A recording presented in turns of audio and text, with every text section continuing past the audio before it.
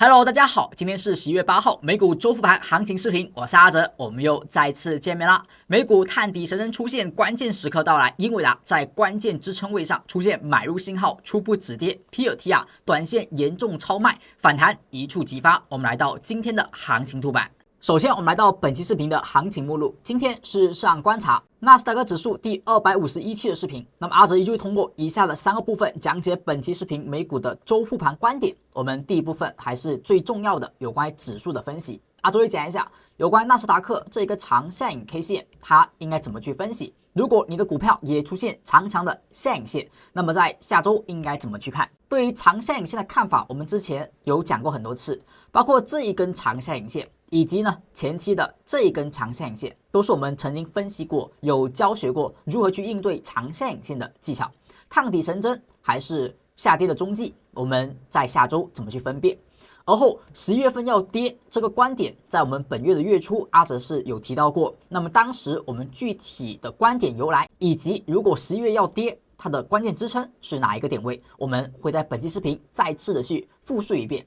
而后呢，就是下周周一关键的日内支撑了。那么了解完指数环境，我们知道指数的方向后，我们再看到第二和第三部分，来到个股的分析环节。阿哲会讲到特斯拉、Circle、英伟达、博通、AMD、HOD、HMS、APP、皮尔提亚、Coin、Coreway、苹果、FIG、阿斯麦、MSTR、谷歌、亚马逊和 SMC 等以上的个股标的。那如果您是老同学，那么要记住，如果您手中有什么标的技术面上还不是很清楚的，有所疑惑的，可以在评论区下方留下您标的的一个代码。阿哲呢，下周周二呢会在盘前视频当中去讲到，我们会在第3部分去插入。而如果您是新同学，那么在开始正式内容之前，阿哲需要做一个温馨提醒。您会看到我们目录当中所涉及到的标的会比较多，所以阿哲视频时长一般也会偏长。但阿哲知道不是每一只标的您都感兴趣，所以也把每一只标的的时间段落都分好了，大家点击对应的段落就可以跳转到最想要优先观看的那一部分内容了。不过第一部分的指数分析一定不要跳过，我们认真观看本期视频最关键的内容。那么来到第一部分，什么叫做长下影 K 线？所谓的长下影线呢，我们需要有一个严格标准，不是说一个影线比较长，你感觉比较长，那么就可以定义它是一个长下影线。一般呢，我们需要有一个标准，当它的影线和它的实体做对比的时候，你发现它的影线比它的实体大了2倍以上，那么你可以去看一下这根影线。那么一般这种影线呢，可以定为长下影线或者说上影线。包括前期我们在高位说这根吊颈线的时候，是不是有讲过它的下影线很长，实体呢比较短，上影线呢也比较短。这种情况下，那么下影线的重要程度就出现了。那为什么有些下影线我们叫做探底神针，有些下影线呢叫做吊颈线？我们需要了解一下有关下影线它的产生以及它的一个内在。正常来讲，一根价格的下影线出现，它在盘中说明是有一波下跌，而后在某一个节点后出现了一波上涨。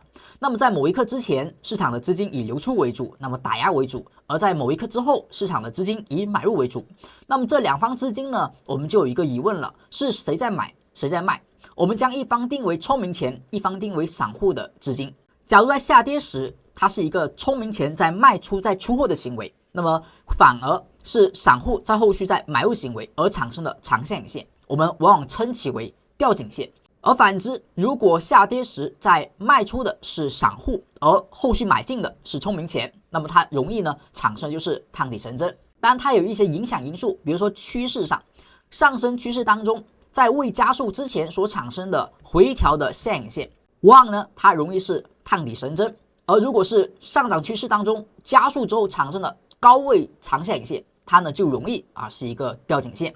而我们如果是下跌途中所产生的一般来讲也容易呢是探底神针，但是很多时候可能只是反弹。而如果是下跌时反弹出现的，大概率呢就是吊颈线了。所以它的位置我们分为高位和低位，和上升趋势以及下降趋势的不同理解。当然我们不是通过这种简单的研判就100%去肯定它是一个吊颈线，也或者是探底神针，我们还需要右侧再去多维度的去确认，最好能够在某些价格的支撑上出现长下影线，以及呢出现之后能够明确上涨这呢更能够成为一种探底神针的形成。我们还是以这一个图版的案例呢作为一个解析。那么看到长下影线的时候，我们需要这么去看，首先，长下影线产生，它呢下影线要比实体长，上影线越短越好。如果能够没有，那会更好。好，这根 K 线后续要有明确的上涨，指的是它的最高价格要被后续有一根阳线给收盘站上，而它的最低价格不能被收盘给跌破。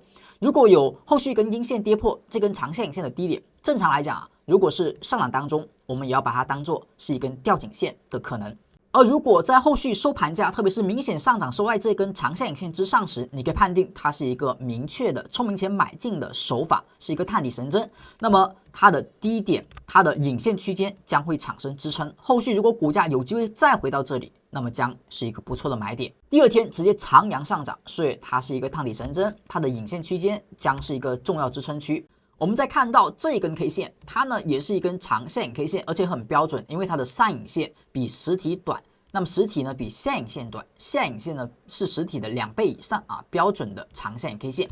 高点被突破，那么价格我们说这里更容易是聪明钱买进的一个手法。当然你有看到啊，有时候标准的长下影线不代表它一定不会是一个下跌的，不会是出货的行为。你会发现，只要这个影线的低点被跌破，高点不能够站上，那么正常来讲，这条止跌还是有难度的，所以后续股价呢还是有可能继续去探底。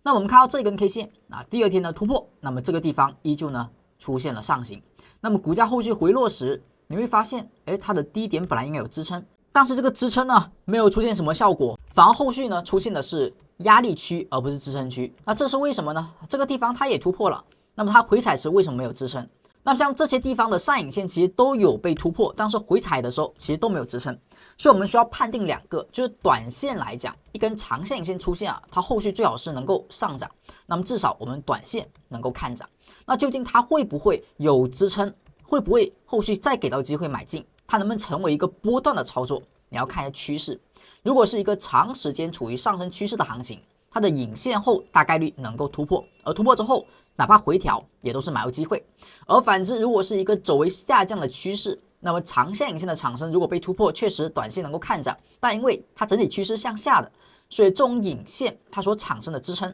将很容易被跌破。因为下跌趋势它就是底容易降低，而上涨不容易新高。所以整体的行情走势在长下影线的研究当中，我们需要明辨趋势的影响以及右侧确认信号的影响。所以在曾经我们讲过长下影线的时候，就有说过，影线出现高点只要被突破，后续价格它的下影线将是一个支撑，回来容易再产生买入机会和支撑。而我们看到这一天它也是长下影线，高点被突破，后续再回到这个区间之内，我们说它容易呢产生止跌，容易产生支撑买进的情况。那么当下又是下跌趋势当中产生的长下影线，它跟上方就不太一样了。上方这里呢是加速过后产生的一根长下影线，而高点没破，低点被破，所以这个地方是压力，是吊颈线。价格回落有一定风险释放之后又出现了，结合目前的趋势是强势的上行趋势，所以这个地方只要它能够突破这根长下影线高点，不跌破它的低点，那么这里将会产生支撑，并且也象征聪明钱在这里是一个抄底行为。那么以上就是对于长下影线的一个讲解。那么在后续的个股当中，我们依旧也可以这么去看。那么第二点，我们要看到11月要跌这个观点是由何而来，又有什么要注意的呢？我们目前所看的就是之前我们在月初所讲到的一个图案，这个图板呢是纳斯达克指数月线近10年的图表。那么当时为什么说11月份会下跌呢？陆老师当时讲的是，当市场有连续的7个月都收阳线的时候，而在第8个月想要再去收阳线，在最近10年呢是没有发生过这种情况。所以按照技术分析，我们说过往的行情能够有一定借鉴的意义。所以我们在月初的时候有讲到，连续涨了7个月，想要在本月再次收一根阳线，难度是很高的，至少之前这10年是从来没有出现过这样的一个月线8连阳。所以在月初开始，市场见到高点，然后持续下跌。但我们当时也讲到另外一个观点，就是这一个月线它走了7连阳之后，它往往是会产生强势的一个看涨形态，而这种连续7连阳很少见，之前也就在低位出现过这2次。而后它的调整你会发现它都有一定的限制，就是它不会跌破7连阳最后的一根阳线往往作为一个支撑，后续市场再次看涨。而像仅有5连阳或者说不足7连阳的行情正常它的调整可能就没有这么明确的一个规律。所以我们看到近10年7连阳其实就只有1次、2次和现在的第3次。那么第3次的7连阳的低点，我们就可以作为一个防守位。本次因为7连阳强势上涨，它的空间上关键的支撑应该是在第7根月线阳线的低点上，这个价格呢是22,193.07。那么反而言之，就是价格走势调整越调到这一根低点附近，那么我们说你要去寻找的是机会，低买的机会。所以我们目前就明白了当前市场的一个整体环境，就是月线上依旧是看涨的，只是月线会出现一个调整，而调整幅度呢是有限的，越靠近这个7月份的低点附近，那么我们越应该找的是低吸机会。所以在这个过程当中产生的日线级别任何的止跌信号都要关注了，有可能就是月线的低点的构筑。那么当下作为波段投资者，特别是中长线投资者，我们整体而言还是以回调做买入为主，只是找好买点，不要抄底在半山腰即可。那么以上就是长下影线以及11月份我们的观点的重述和一个学习。如果您是老同学，听到这里可不要忘记为阿哲视频照常点上您的一个小红心，点上您宝贵的点赞。而如果您时间相对的宽裕，那么阿哲也希望大家能够在视频底下留下您的宝贵评论，亦或是建议。当然了，如果您是新同学，首次观看阿哲视频，那么阿哲也希望，如果阿哲所讲的内容对您有所帮助，知识点能够为您所用，那也希望大家能够在收听视频时点击视频底下的订阅按钮，那么会显示已订阅，那么就说明您已经加入阿哲讲技术频道的粉丝观众了。那么就说明你已经成为阿哲讲技术频道的粉丝观众了。那么您只要把这个铃铛全部点开，为了阿哲的每一期视频每个观点在发布之后，平台会首先通知到您。感谢您首次见面能够订阅阿哲频道。接下来我们就来到第3部分。第3部分呢是有关日内的撑压。所谓日内撑压，就是每天关键的支撑和压力位。我们在指数上会用它来看短线的多空方向。在后续的个股当中，阿哲也会把下周周一关键的支撑和压力都给到各位。我们看到这个图板，在图板当中就是我们纳指的日线图，只是图板上呢有一个关于支撑和压力位的图标，阿哲称其为红绿灯。那它是怎么来的呢？我们先看到左侧的图板。在左侧图板当中是阿哲每天美股开盘之前所写的一个盘前广播。阿哲写这个盘前广播已经写了整整有1年时间，到目前呢每天只要开盘都会写，目前没有停更过。而它也是阿哲专门给订阅粉丝观众的一个限时福利短信。只要您是刚刚点了订阅，您是新订阅阿哲的粉丝同学，那么您至少呢会有1个月的时间能够免费收到阿哲这条信息。您找到助教老师，跟助教老师说一下，就可以开通这个领取的权限。那么希望这一个信息能够在未来1个月对您有所帮助。那么内容比较多，阿哲正常呢就是会在这个信息当中讲到一些关键的支撑和压力位，它是来自于阿哲体系当中的3个指标。那么这个内容比较多，阿哲就不复述了。我们看到第3部分，第3部分呢主要就是讲到支撑和压力位的内容。阿哲正常在一个盘前广播当中会讲到3只标的，分别是纳指、特斯拉和英伟达。那么这个支撑和压力位怎么去使用呢？其实它是阿哲关注短线风向的一个参照。其实它是阿哲关注短线风向情绪的一个参照，不是说高点压力和低点支撑多少，那今天的高点低点就是多少并不是这么的玄乎，而是以此作为参照。我们看到每天的收盘价和阿哲盘前所发的这个点位做个对比，如果收盘价收在高点压力之上，说明多头是强势的，那么目前的市场做多即可，它只要保持强势，那么保持突破，保持我们看涨即可。而反之，收盘价如果开始跌破低点支撑了，说明空方有机会走强，这个时候我们要注意风险防范和获利落袋。而如果突破高点压力，那么就以绿灯来表示；反之，跌破低点支撑就以红灯来表示。所以在近期的行情当中，我们在前期的这波上涨，由红灯转绿灯之后是转为看涨，而只要保持绿灯就保持看涨。在高位出现长下影线、吊颈线，而后出现破位产生红灯 K 线，那么这一波短线行情我们应该开始去获利兑现。而从红灯转为绿灯这个地方不是构成买点，因为它是一个阴线，所以在这个红灯开始到这个红灯这之中，我们应该以减仓为主，不要随便去做多。那么在周3的时候出现了一个绿灯 K 线，阿哲当时讲到这里短线可以尝试去看涨，但波段呢还不足以，还需要等更明确的信号。那么如果转为红灯，则要立刻把短线仓位止损离场，等待下一个绿灯。所以当前的绿灯在周4的时候再次转为红灯，所以需要做止损，这只是一个试错性的看涨信号。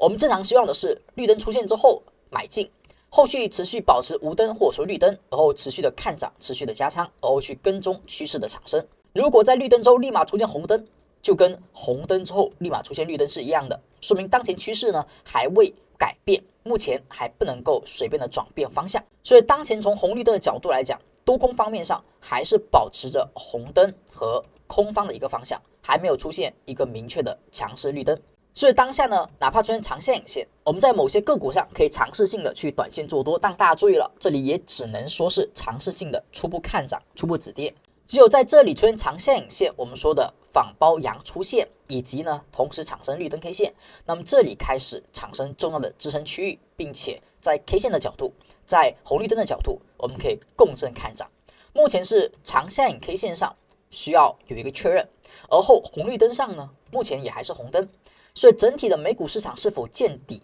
那么阿哲认为当下是极大概率的见底，但是交易信号上右侧信号还未出现。所以右侧信号还未出现，我们整体呢就保守一些，不要在这里投入过多仓位，等待确认之后再逢低买入。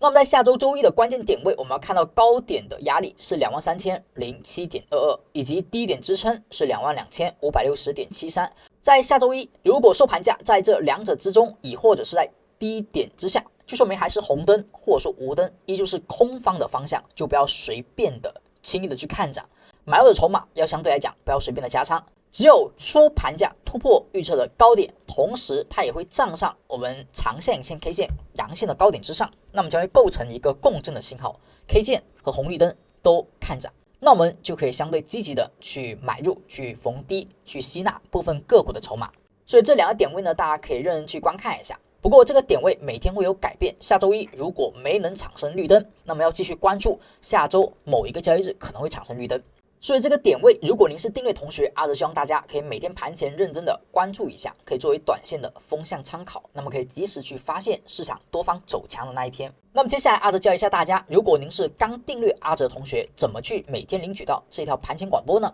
那么要怎么找到助教啊？很简单，就是看一下底下的评论区，在评论区当中有一条阿哲的置顶评论，那个评论中阿哲是把助教老师的联系方式发在了我们的评论区，您点击那条链接就可以找到助教老师了。当然了，您也可以点一下我们右上角弹出的小卡片，在那里面也有助教老师的联系方式，点击之后可以快速找到助教老师。找到助教之后啊，我们需要给助教老师发送一个领取的口令，叫盘前2个文字，发送给他，他就会帮您去激活我们的盘前广播的一个阅读权限。不过这里阿哲要提醒一下，我们的订阅粉丝观众一般呢会有2重福利，刚才所讲的只是第一个福利，就是盘前的解析、点位的预测。如果你今天点击订阅阿哲，那么阿哲相信您也是一个对技术分析很感兴趣，并且也很热衷于学习以及自身成长的一个同学。那么福利2呢，就是专门为您量身制定的。那么阿哲和阿哲团队老师在每周都会以不同的主题来去分析市场和传授我们技术分析更加进阶的知识内容，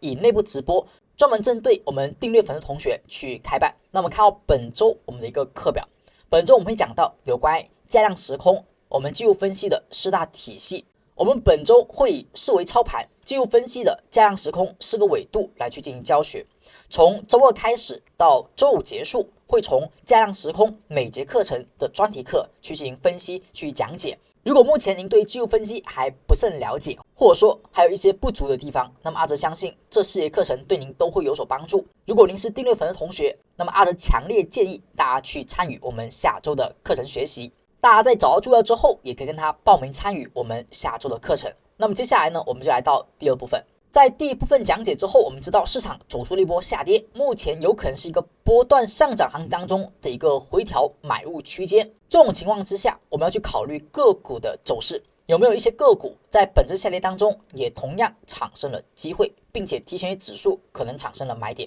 我们看到第一只股票是特斯拉。特斯拉在消息面的一个信息落地之后，没有出现我们所想要的突破站上 462.21 产生加速追涨的机会。从波段的角度来看，目前依旧产生的是震荡。我们曾经有说过，市场走的这波行情它要出现适当的调整，但是从当前的走势啊，它没有这种适当的一个动作，因为二浪行情走的是一个震荡，所以四浪呢正常不应该是复杂的，而应该是单边的，但它当前的走势依旧还是比较复杂，所以这里大概率不是四浪调整。那如果不是四浪调整，它可能就是三浪当中的一个小的级别的一个调整，而后应该还有更高的高点去寻找真正的四浪的那个起点。所以目前阿哲认为特斯拉这里它依旧只是一个蓄势，而不是一个三浪高点。那么后续呢，它依旧能够往上去寻找新的高点。所以 462.21 在多次试探之后，我们在上期也讲过它迟早要被突破，不然的话它不会在这里盘那么久。真正一个有效的压力位在触及之后，可能就会有快速的反应，但是它在这里不断的盘整，目的有可能就是为了下一次真正强势的突破。所以整体来讲，波段还是看涨。那么支撑位呢，我们就看到420这里，420呢，它这个价位是之前多次支撑的，这个价位它是否会被跌穿，也作为关键的一个考量。如果收盘价还是把它跌破了，那么之前跌破过一次，反弹又跌破一次，我们依旧认为它看涨，但是还是要做出一些风险的防范，做减仓行为。等到这个缺口附近产生支撑，再去买进。而如果这个支撑并没有去跌破，那么就期待它再次出现一根不错阳线，重新看涨。那么接下来我们看到短线上，它何时会发出买入信号？在420这附近能不能出现买点呢？目前我们看到特斯拉的一个日线图表，特斯拉当下就是一个高位在加速之后产生了一个震荡行情。这个震荡行情让目前的紫色带，也就是上升趋势的支撑带开始变窄，而后开始变弱。不过当前呢，它只是刚开始跌破这个飘带，飘带呢还不是一个有效的确认。像前期跌破飘带时，往往会有多头的力量开始显现，所以跌破之后，我们一般不代表它一定会转势，而我们要看一下多头对于这个跌破它的一个反应。一般跌破飘带之后它的第二根 K 线会产生一些反向行为，或者说出现止跌的 K 线。所以下周周一特斯拉呢将会产生我们所说的一个趋势有可能变盘的节点。那么那个点位它最好是收盘在这个飘带之下，飘带的下沿目前是 441.929。如果下周一收盘在这之下那么那根 K 线作为2号 K 线将是一个变盘 K 线。而从红绿灯的角度来看，当下呢就是红绿灯不断的切换，红绿灯如果不断切换，就说明它的多空之间以一个日内的多空在博弈，并且很剧烈，它并没有一个持续性的一个短线的多方在占优或空方在占优。而当前是连续的一个绿灯加无灯状态，所以空方2天时间占据一个优势。如果在下个星期能够出现连续的绿灯产生，那我们更能够看好它之后能够突破462这个价格区间。我们看到下周一何时会出现绿灯 K 线呢？关注低点的支撑 416.96， 高点的压力是 434.44。如果下周一跌破支撑就是 416.96， 那么会是红灯，同时也跌破了420的价格，那么就要减仓，就是一个风险信号了。反之，如果能够在下周一出现绿灯 K 线，那么结合目前是一个紫色飘带的破位行为，那么这个绿灯有可能是绝处逢生的一个买点。所以整体特斯拉波段依旧保持看涨，只是要守住420的价位支撑，而上方要找买点的话，最好等一根绿灯。而如果更保守一些，可以等一根阳线站上飘带上沿 447.83， 而后再做买进也是可以的。接下来我们就看到Circle最近的市场下跌，那么Circle等一众个股属于不跟涨，但是呢跟跌市场走势整体一路的下跌调整，比起指数来讲，它整体的趋势下行，那么肯定呢就属于弱势股当中。我们之前说过，想去博弈这个区间附近能不能出现低位反转呢？关键在于上方的压力能否去突破，以及下方支撑能否去支撑得住。但你会发现上方的压力没能够去突破，连续3次都还是被压下来了，而后股价跌破了前方我们关键的大阳线的开盘价附近，所以这个地方它是否有效跌破是作为确认的，但是在此之前减仓也是确认的，它只有快速的修复重新站回，才能够去看能否再次挑战上方的压力，所以这个地方构成减仓信号。假如能够在下周快速的修复这个跌破，那么我们可以说这里是假破位，那么再去寻找买点。在此之前呢，以减仓为主，那不作为做多的方向了。我们只有等待它明确修复之前的这个开盘价的区间，而后产生支撑，再去寻找再次的买入机会。如果在这之下反而产生压力，那么它就要看前低附近的一个支撑了。我们再看到短线的资金和动能上，那么 Circle 的图表中出现了一个价格走势的交易点，这个交易点呢是叫做 IRK 线。那么所谓的 IRK 线是一根开盘比昨天最低价开盘还要低的 K 线，然后收盘呢是在昨天最低价之上啊，所以这个呢会有一个笑脸。它之前在这个地方也产生过 IRK 线产生时，不管是一个空方趋势还是多方趋势，都可以认为是一个短线的买点。只是多方趋势上呢，可以认为它更容易是一个回调低点，而空方趋势下，它容易是一个反弹低点。也就是说，买入之后啊，后续再破低点的概率是比较大的。所以当时这里是空方趋势，然后出现 IR 买点后反弹再破低点，概率是比较大的，所以只能够看短线。目前呢也是空方趋势，价格在连续蓝 K 之后产生这个 IRK 线，那么这里可以构成一个看涨信号，但是你要知道目前是下跌趋势，所以这里呢只能看个反弹，而且我们的确认性买点在下跌行情当中直接去买风险比较大，我们往往会需要一个确认点，就是一根阳线，并且是放量实体阳，它呢作为买点会更好，所以股价最好有一根放量实体的阳线收盘在这个 IRK 线高点之上，我们再去看涨看反弹到环带附近，这个策略会更加安全一点。反弹环带的话，它的下沿是 122.495， 所以前面这里呢它是一根 IRK 线，但是后续并没有出现实体阳线能够突破它的高点，所以这个地方啊我们说就不能够去做抄底买进了。而现在也是一样的，等一个确认信号啊，收盘在它的高点之上，然后最好是放量阳线，那么作为一个判定的买入超跌反弹。我们看到预测值目前是一个红灯的领地，之前呢中途是出现过绿灯，但绿灯后续转为红灯就要跑了，价格走势目前依旧是红灯，所以我们看一下下周一的预测值，低点支撑是 99.62， 高点的压力是 106.85 啊，关注这两个数值。下只个股我们再看到英伟达，为什么说英伟达来到了关键支撑并且有买点呢？这里需要两个层面去考虑，一个是支撑位，我们说股价走势出现创新高之后，它有回踩是一个很正常的行为，所以之前我们说过这里有一个平台是被突破的，而后这里也是个平台或者说高点被突破的，而这一波回踩呢力度比较强啊，这个高点附近是没有出现任何止跌的日线的一个买点的，直接一路下来。那么到了这个前面的区间附近产生了一个长下影线，好，这里呢我们可以去有所关注了，长下影线并且放量，而且影线很标准，所以当前这个结构它还有一个低开高走，开盘价比昨天最低价低，收盘价是高于昨天最低价低点之上的，所以它也是个 IRK 线，在支撑位上产生 IRK 线，这里是可以直接构成一个买点。那有同学可能会疑问了，为什么 Circle 出现这种 K 线你不能直接买，最好等放量阳线，而英伟达出现这种 K 线，它能够直接构成买点呢，或者说初步可以买进呢？我们看到英伟达它的一个资金和动能上，你会发现英伟达它是一个紫色飘带，那紫色飘带它就是一个上升趋势，上升趋势回调出现 IRK 线，它在紫飘带附近，我们是可以构成一个直接的买点。当然你说后面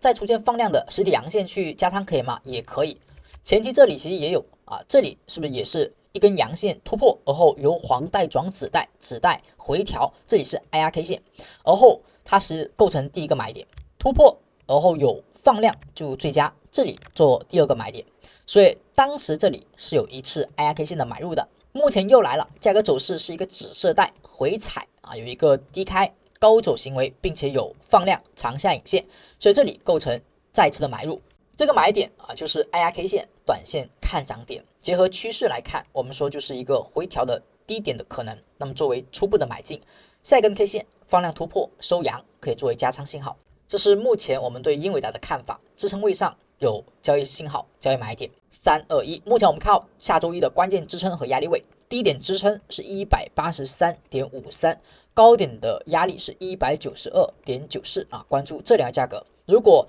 下周一能够突破高点 192.94 出现绿灯，那么会更是一个加仓点。当前呢还是一个红灯的趋势，只是 IRK 线呢是偏左侧的，所以可以提前买进，而后等右侧加仓。以上就是特斯拉、Circle 和 NVDA 英伟达的分析。那么接下来我们看到第三部分，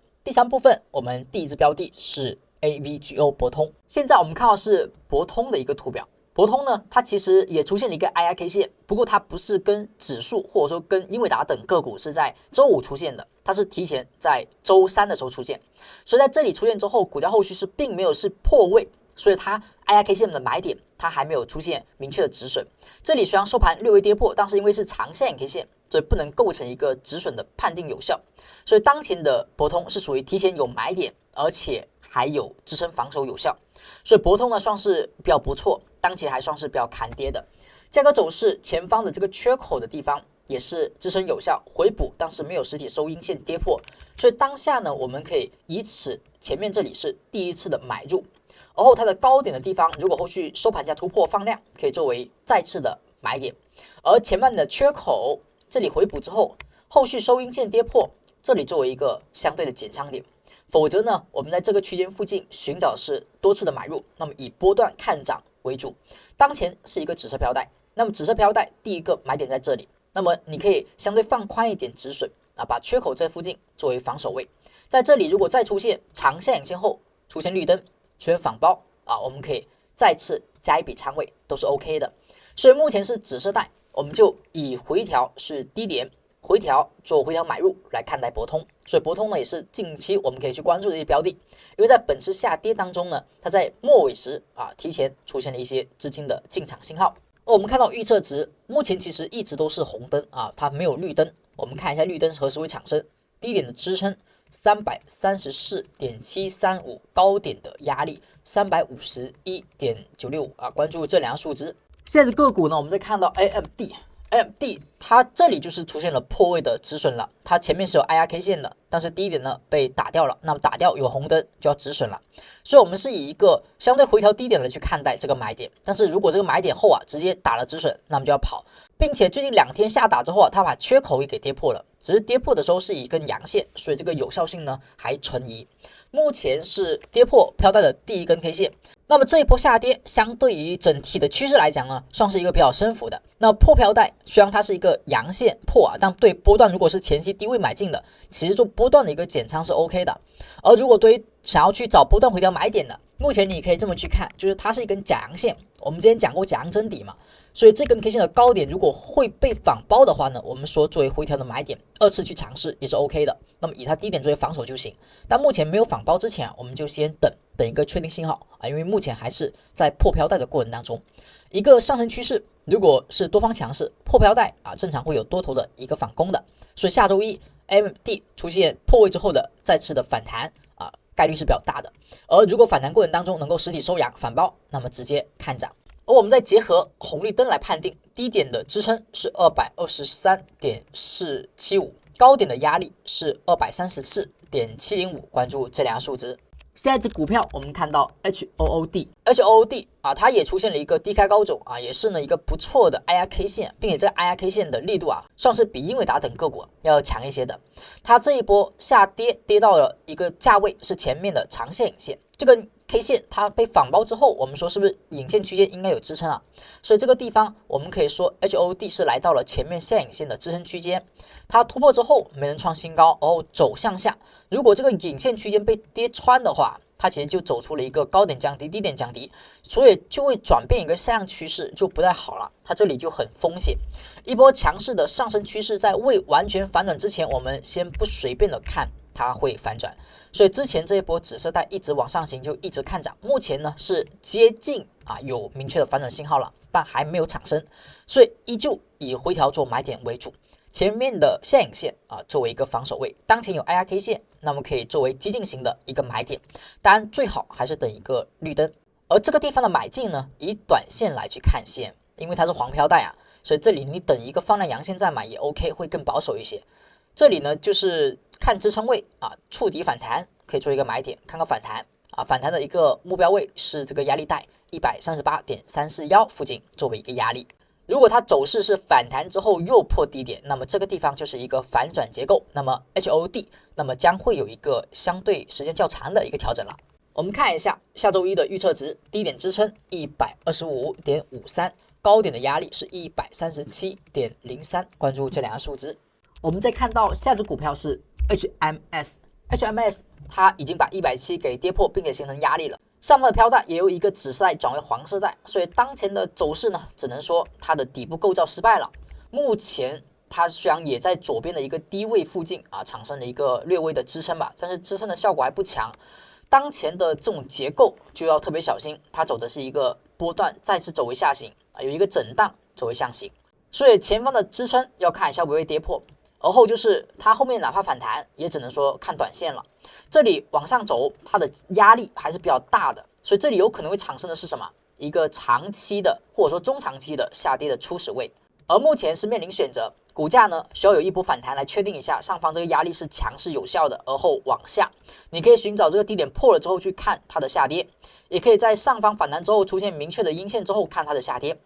而我们要去看涨的话，至少要突破170，站在这之上有回调再去看涨，否则在这之中任何的看涨就只能做短线的。目前的局势也是由一个波段底部慢慢转向为了一个下跌的初期了。好，所以要注意这个地方不作为做多的一个选择了。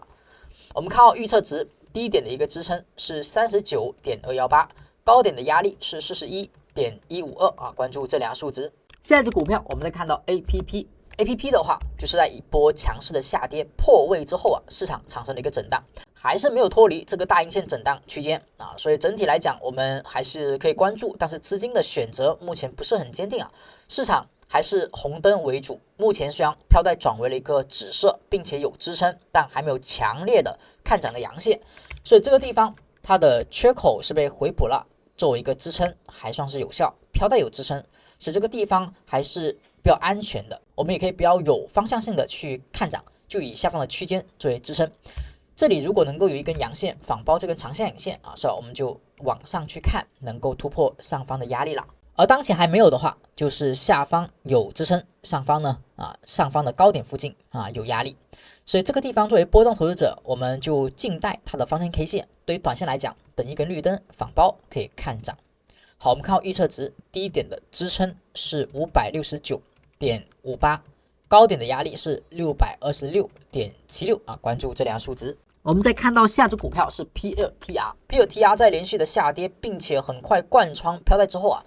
进入到了前期这个筹码密集区间内，它是产生了一波强势的上涨，跟英伟达类似强势上涨之后回落到之前的筹码密集区，而它是一个蓝色 K 线，蓝色 K 线有低开高走的 IRK 线，所以这里构成看涨点，但是这看涨点不太明确，只能说因为趋势指代，所以可以作为买点，又因为它跌破了飘带是第二根 K 线，又是蓝 K 又是 IRK 线，所以对于左侧来讲你可以提前去看涨，而对于右侧来讲最好是蓝 K 消失和蓝 K 突破，而后有放量阳线为佳，作为买点作为再次的加强点。左侧的话呢就是支撑有效，所以去看涨，那么这里作为买点是左侧买点，右侧的话最好有一根放量阳线，亦或者是仿包的阳线出现所以当下这里开始要注意了 ，PLTR 有机会。我们看到预测值低点支撑 173.42， 高点的压力是 183.21， 关注这两个数值。下一只个股我们再看到 Coin 是回到了170天线这里，产生了 IRK 线，产生了绿灯。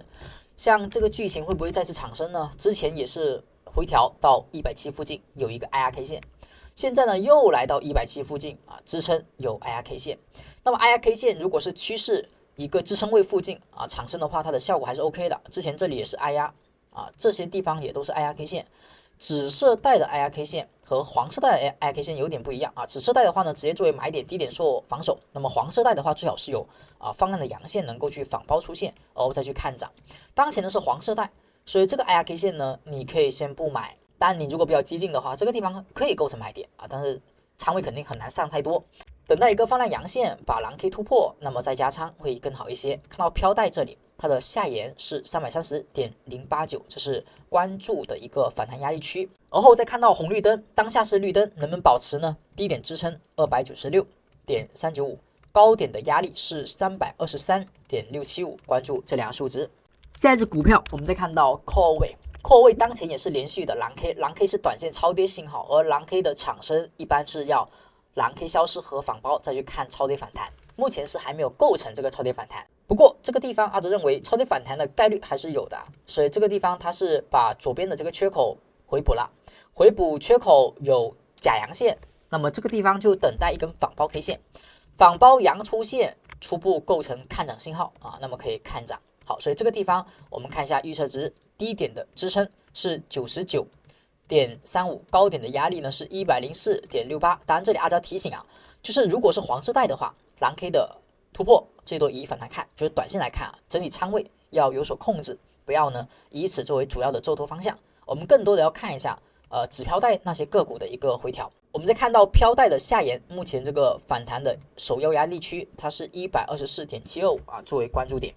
我们再看到下只股票是 AAPL 苹果。苹果呢目前还是指标带，所以指标带价格走势下的蓝 K 会比黄飘带要更具有可靠性。价格走势目前是回调，回调过程当中有绿灯，而后呢它是回踩飘带，目前没有跌破，所以在本次的调整当中，苹果也算是一个扛跌的个股。这里如果能再来一根绿灯 K 线，那么会更好。目前依旧是看涨，回调找买点即可。看到预测值低点的支撑是 264.86。高点压力是 270.38， 关注这两个点。而后我们再看到 FIG 它就是一个黄飘带，黄飘带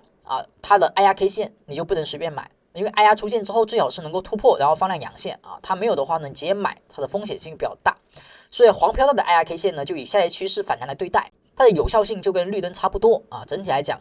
你想看它去力挽狂澜有一定的难度，所以黄飘带下。买点呢就相对要更鸡贼一点谨慎一点。像前期这里它就有一个 IRK 线，IR 之后呢出现了一个仿包的阳线，并且放量突破它的高点，那么这个地方再去看反弹，那么会更加可靠一些。我们再看到目前的一个价格，它是连续的下跌，并且是放量，所以放量过程当中目前是一个运线，但是目前它的绿灯后又转红灯了，所以这个地方就要等再次转绿灯然后再去看是否做反弹。它的空间不算很大 50.064， 看到预测值低点支撑 42.615， 高点的压力 44.635关注这两个数字。我们再看到阿斯麦下只股票，这个股呢它是回调过程当中来到了飘带内，而后有蓝 K， 所以可以重点的关注，因为回踩飘带有蓝 K 作为回调的买点。不过这个回调买点呢，它因为位置比较高所以哪怕可以买进，也尽可能呢我们不去做过多的仓位的加注我们正常最好是在未启动之前去下定筹码，像之前的蓝 K 是在170附近的，是吧？以及呢这个蓝 K已经偏高了，那目前就更高了，所以当前呢就可做可不做。整体呢你如果是前期低位就买入的，目前呢就做波段的减仓其实也是 OK 的。因为当前的阿斯麦在新高之后开始是有点滞涨，有点走弱，之前有一个假突破，目前是有点风险。这一个蓝 K 是否能突破还是未知数，所以等待仿包阳线突破，再继续看趋势上行吧。目前我们看到预测值低点支撑 987.603， 高点的压力是 1026.18， 关注这两个数值。我们再看到下一只个股是 MSTR 是吧？黄带在170之下有效跌破。所以目前呢，虽然有 IRK 线，虽然也是目前在左边的低点附近没有出现有效跌破，是一个探底回升，所以这个地方你要去买的话呢，它的风暴比会高一些，但是因为是黄色带，所以整体只能先看反弹，你要博反转的概率呢，肯定是比上涨回调它的买点要低一些的。所以你会发现在紫色带附近的时候，它的蓝 K 呢效果会好很多，而后在黄色带附近的蓝 K 呢，它很多时候就是反弹。所以当前呢，虽然也有 IRK 线，也有止跌买点，但黄色带的话，这个地方就看情况你可以做初步的看涨，但是最好的买点呢，还是再次的确认突破放量再看反弹。下沿的一个压力 268.216， 而后看到预测值低点的支撑呢是 230.805， 而高点的压力呢是 254.857关注这两个数值。我们再看到下只股票是谷歌，谷歌它也是上涨回调当中，它的一个紫色带回落还没有碰到，所以它甚至呢比苹果还要强，它的缺口都刚回补，而后有支撑，所以这个缺口没有被完全跌破，而后产生的绿灯可以看涨。因为目前离飘带比较近，所以红灯呢也可以不减仓，等到跌破飘带我们说跌破上沿去减中轴下沿再看。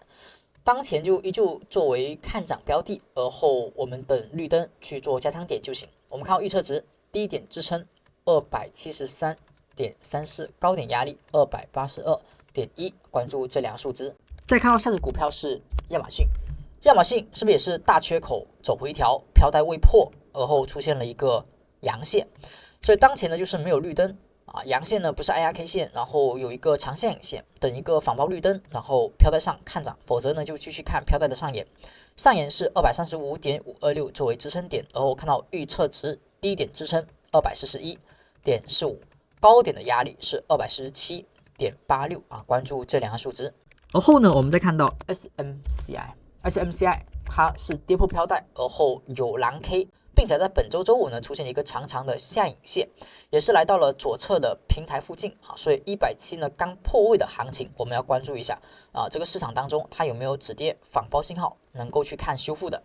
在周五的时候出现了一个缺口，那么这个缺口和上方的2个缺口构成了3缺。那么像这种缺口短期连续出现的，它最后一个缺口还是蓝 K 的，这种地方就不排除是衰竭缺口，能够快速反包并且收阳向上，可以看一波强力的反弹，至少是超跌反弹，往缺口去回补。所以关注一下 HMCI 的超跌反弹机会，低点支撑37.97，高点压力是39.925，关注这2个数值。以上是10月8号美股周复盘行情视频，希望对您能够有所帮助。感谢您的点赞、评论以及订阅，我们更多精彩内容，下期再见，拜拜。